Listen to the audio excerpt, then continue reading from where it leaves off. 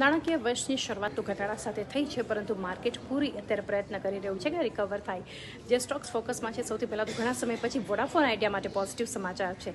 અહીંયા જે છે સરકાર કંપનીમાં પોતાનો હિસ્સો વધારવા જઈ રહી છે, એટલે જબરદસ્ત પોઝિટિવ એક્શન છે. અપર સર્કિટ પર કાઉન્ટર છે, વોલ્યુમ બેઝડ બાઇંગ છે. HAL CCS પાસેથી 156 લાઇટ કોમ્બેટ હેલિકોપ્ટર ખરીદવા માટે મંજૂરી મળી છે અને 62,000 કરોડનો ઓર્ડર છે. સૌથી મોટો ઓર્ડર કંપની માટે પહેલીવાર, એટલે વોલ્યુમ બેઝડ બાઇંગ છે HALમાં. આઈશર મોટર્સ રોયલ એનફિલ્ડનું જે માર્ચમાં વેચાણ છે વધ્યું છે, આ સ્ટોકમાં પણ ખરીદદારી છે. ટ્રેન્ટ અહીંયા કુલ જે સ્ટોર્સની સંખ્યા છે 1,000ને પાર હવે પહોંચી છે, તો ટાટા ગ્રુપનો ટોપ ગેઇનર કાઉન્ટર છે ટ્રેન્ટ.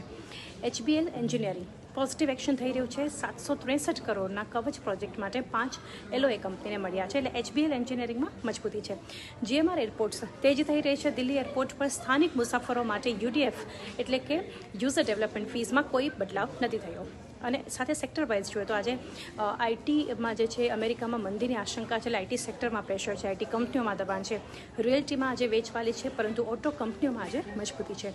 બધા સ્ટોક્સ અને સેક્ટર્સ પર આજે ફોકસ છે.